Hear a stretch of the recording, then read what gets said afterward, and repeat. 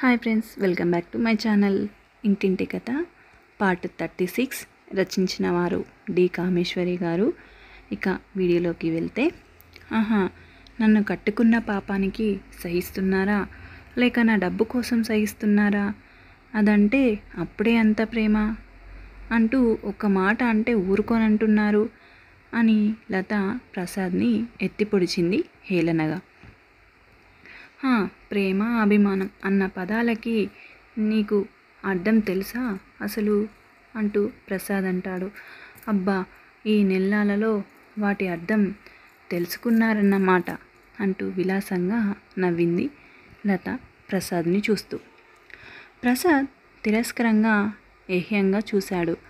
నీలాంటి దానితో మాటలు పెంచను అన్నట్టు మౌనంగా ఊరుకున్నాడు.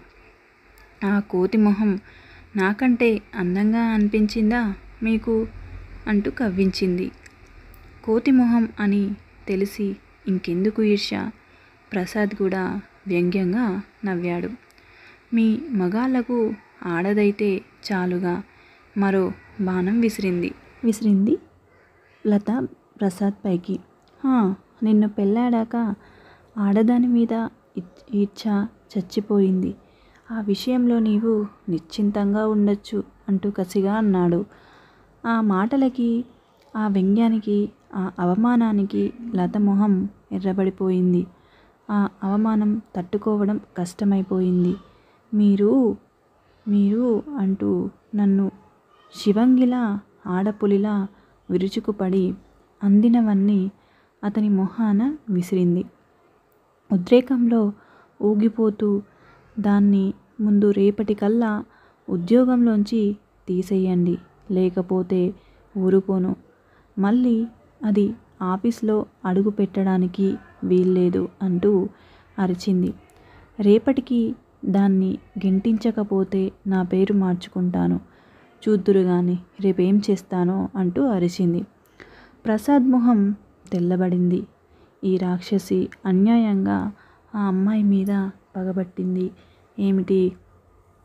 పాపం బీదది అని సానుభూతి చూసి ఉద్యోగం ఇస్తే నెల రోజులన్నా కాకుండా ఆమె ఆశలన్నీ క్రూలతీస్తూ ఉద్యోగంలోంచి తీయించుతుందా అంటూ ప్రసాద్కి పట్టరాని ఆవేశం వచ్చింది. లత, నీకిదే చెప్తున్నాను, అనవసరంగా నా ఆఫీస్ విషయాల్లో కలుగజేసుకోకు. ఆ అమ్మాయికి నేను ఉద్యోగం ఇచ్చాను, తీయడానికి వీలు లేదు. నీకేం అధికారమూ లేదు. నేను కంపెనీ మేనేజింగ్ డైరెక్టర్ని. ఎవరిని ఉద్యోగంలో ఉంచేది మానేసేది నా ఇష్టం, కరుకుగా ఆజ్ఞాపిస్తున్నట్టు అన్నాడు. మేనేజింగ్ డైరెక్టరా? ఎవరిచ్చారా పదవి మీకు? ఆ కంపెనీ నాదని, సర్వాధికారాలు నావని, నా కింద మీరు ఉద్యోగం అని మరవకండి. లత చాలా శాంతంగా చూస్తూ ఒక్కొక్క మాట పలికింది. ప్రసాద్ ఒక్క క్షణం నిరత్తుడయ్యాడు. ఆ తర్వాత ఏదో స్థిర నిశ్చయానికి వచ్చిన వాడిలా తల పకించి, నా ఉద్యోగం నేను చెయ్యాలంటే నా ఉద్యోగంలో నీ జోక్యం ఉండకూడదు. అలా కాదంటే నా స్థానంలో ఇంకొకరిని వేసుకోవచ్చు. ఆ అమ్మాయిని ఉద్యోగంలోంచి తీస్తే తక్షణమే నేను రాజీనామా చేస్తాను. పర్వాలేదు, డబ్బిస్తే పని చెయ్యడానికి చాలామందే దొరుకుతారు. నిర్లక్ష్యంగా తలెగరేసింది లత.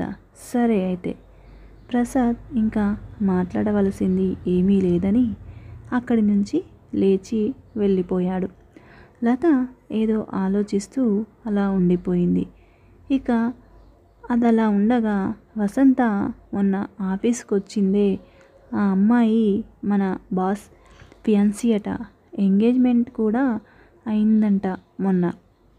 ఇంకో నెలలో పెళ్ళట. లంచ్ బ్రేక్లో ఫాతిమా వసంతతో అంది. వసంత మొహం ఒక్క క్షణం నల్లబడింది. ఆ వార్త ఇదివరకైతే అఘాతంలా తగిలేదేమో కానీ ఇలాంటిదేదో వింటానని ఎదురు చూసిన వసంతకి అంత ఎక్కువ బాధ అనిపించలేదు. రతన్లాల్ ముభావ వైఖరి, అంటి ముట్టనట్లుండే అతని ప్రవర్తన, ఆ అమ్మాయితో అతని చనువు, నవ్వు, మాటలు చూశాక వసంతకి ఆ రోజు ఆ క్షణానే అర్థమయ్యింది తను అందని పండ్లకి ఆర్రులు చాస్తుందని.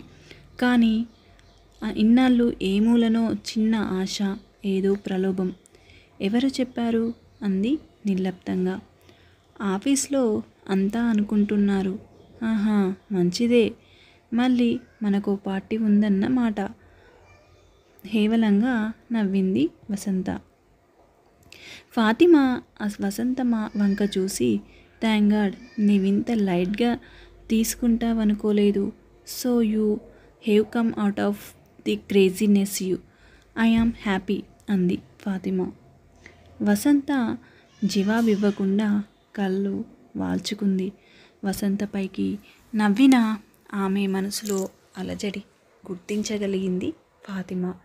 ఆవిడ పేరు గీతట. ఫాదర్ మరో బిజినెస్ మ్యాగ్నెట్. 2 ఏళ్లుగా ఈవిడ ఏవో కోర్సులు చదవడానికి అమెరికా వెళ్ళి వచ్చిందంట. పెళ్ళి ఇదివరకు అనుకున్నదేనట. ఇద్దరు భలే కుదిరారు. అందం, ఐశ్వర్యం. ఫాతిమా వసంత ముఖ కవలికలు గమనిస్తూ కావాలని చెప్పింది.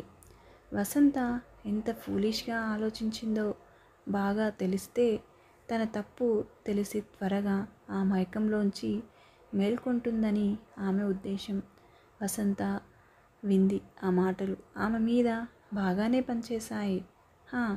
అలాంటి అందగత్తె, ఐశ్వర్యవంతురాలు ఉండగా వసంత మీద ఎందుకు కుతూహలం ఉంటుంది అతనికి? మగాడు పెళ్ళికెప్పుడు సమ ఉజ్జీలనే కోరుకుంటాడు. మహా అయితే కాస్త చెంచల మనస్కుడైతే అంది వచ్చిన అమ్మాయిని ఊరికే పోనీయటం ఎందుకని అవకాశాన్ని వినియోగించుకొని వదిలేస్తాడు. రతన్లాల్ చెంచలుడు కాదు కనుక వసంత ఊబిలో దిగలేదు అంతే. ఈ పుస్తకాలు, సినిమాలు ఆమె లాంటి బలహీన మనస్తత్వాల మీద బాగా పనిచేసి కళ్ళ ముందు అందమైన రంగుల కలలు పరుస్తాయి అంతే. కళ్ళలోంచి మేలుకొన్నాక మిగిలేది రంగు వెలిసిన బొమ్మ. ఆ బొమ్మతో సంతృప్తి పడలేక ఆశించినది అందక నిరాశ నిస్పృహల మధ్య వేగిపోతున్నారు తమలాంటి మధ్యతరగతి అమ్మాయిలు. చదువుండి, తెలివుండి వసంత ఇంత అవివేకంగా ఆలోచించిందంటే అది ఆమె బలహీన మనస్తత్వాన్ని తెలుపుతుంది. ఇప్పటికైనా ఈ సంఘటనతో కళ్ళు తెరిస్తే నయమే ఫాతిమా అని అనుకుంది. వసంత నిట్టూర్చి థ్యాంక్స్ ఫాతిమా అంది.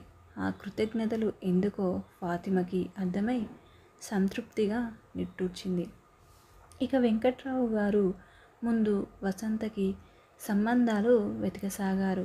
వసంత తనకేం వద్దన్నట్టు ఊరుకుంది.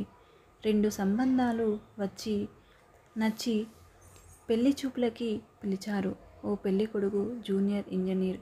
పెళ్లి చూపులకి వచ్చి చూసుకున్నారు వసంతని. పెళ్లి కొడుకు కాస్త పొట్టే, రంగు అంత లేదు. చూస్తే చేసేది జూనియర్ ఇంజనీరింగ్ ఉద్యోగానికి వెంకట్రావు గారిస్తా అన్న 10,000 కట్నం లాంఛనాలు నచ్చక, అతని అందానికి వసంత నచ్చక మరో సంబంధం కుదుర్చుకున్నారు. ఆ దెబ్బతో వసంత అహంకారం సగం తగ్గిపోయింది. మామూలు సంబంధం అంతంత మాత్రం.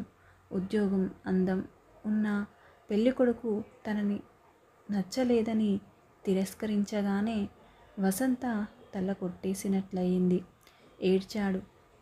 కోతిమొహం వీడిని నేనసలు చేసుకునేదాన్నా?